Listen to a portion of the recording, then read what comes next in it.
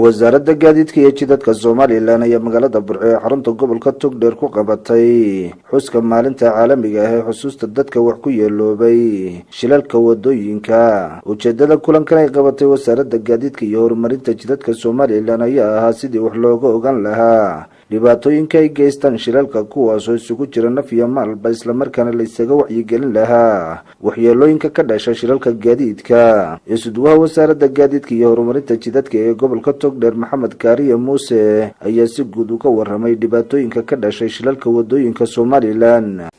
maanta oo kale ayay dunidu dhamaanteed laga xusaa in la xuso dadka dhibaatadu ka soo gaadho shilalka gaadiidka. inaga dhintay ilaa September ee sanadkan waxay gaadhayaan 136 qof baa naga dhintay. intay naga shilalkaas ku dhaawacmay waxay gaadhayaan 2549. tirada inaga dhimatay ee xoolaha waxa way 1830 neef. totalka guud ee tirada nafeed ee halka naga baxday sanadkan waxa way 4516.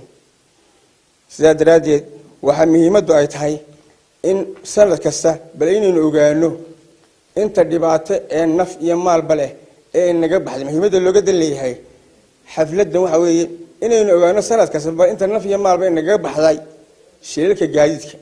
taliyaha ciidanka ilaalada nabadgelyada wadooyinka ee gobolka Togdheer Jaamac Ismaaciil Cali ayaa tilmaamay in shilalka ugu badan ee ka dhaca gobolka Togdheer ay sababaan gaadiidka yaryar ee loo yaqaan bajaajta ama tigaha.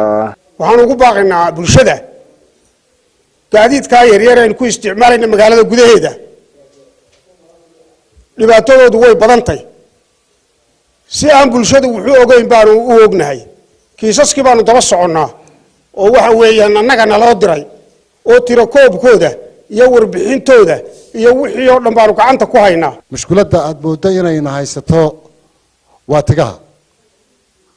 tigtana waxaad moodaa inaynan qorshahaba ku darsan hadday gaadiid tahay iyo haddii ay dadweyne tahayba. tigtu waxay noo keentay waxyaabaha xitaa dhaqankeennii iyo ixtiraamkeennii ka mamnuuc ahaa ama la ilaalin jiray. gudoomiyaha shirkadda basaska rakaabka qaada ee Safarsame Cabdifataax Xareer ayaa wasaaradda gaadiidka iyo horumarinta jidadka Soomaaliland ku amaanay tallaabooyinka lagu yareynayo shilalka ee muddooyinkii ugu dambeeyay ee ku hawlanayd. waxaanu tilmaamay inay wasaaradda gaadiidka iyo horumarinta jidadka Soomaaliland kala shaqeyn doonaan tallaabo kasta oo lagu yareynayo shilalka muddooyinkii ugu dambeeyay ku soo badanayay dalkeena. annagu haddaanu nahay shirkadda Safarsame ee u adeegta dadka bulshada de waxa noo yimid darawaliin baa noo timaada sida ruqsad. boolisiga shirkaduna wuxuu yahay ugu yaraan inuu sito qofka darawalkiihi 5 sanadood oo khibrada halka laga soo qaadanayay wasaaradda gaadiidka yahay. waaxdada imtixaanaadku marka ay qaado imtixaanaadka boqolkiiba waxa dhici jiray 90. waxaan leeyahay idinkana waan hambalyeynaa dadaalkiina iyo waxqabadkiina waan ku hambalyeynaa. isduuha gaadiidkana waan hambalyeynaa oo nin experience ah oo shaqadiisan iyo mid ka weynba ku filan. annaga qaybtana gaadan waxa weeye haddaanu nahay waaxda cashuuraha beriga ee wasaaradda maaliyadda. gawaadhida cashuur baa laga qaadaa transportation la dhaho road tax oo wada marista taasoo saamaxda inaan marka cashuurta xilligeedu ay tahay gawaadhida iman waaya aan ololo ku qaadno. gudoomiye ku-xigeenka gobolka Togdheer Maxamed Cabdilaahi Ibraahim Nafaqo ayaa sheegay in dhibaatooyinka ay geystaan gaadiidka tigaha ama bajaajtu lagala xisaabtami doono mulkiilayaasha gaadiidkaasi maadaama uu carabka ku dhuftay dadka ay u dhiibtaan ee wadayaasha ahi inaanay ahayn dad mas'uula.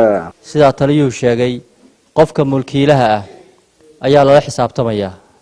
haddii ay wax geysato tigtaasi qofka mulkiilaha ayaa la soo xidhayaa isagaana lagula xisaabtamayaa maadaama inan yar ee wax magarata ah ama wax maxaysata ah uu u dhiibay mas'uuliyadda inta leeg isaga lagala xisaabtamayaa. Saciid Salabaan Nuur TV-ga qaranka Soomaaliland magaalada Burco.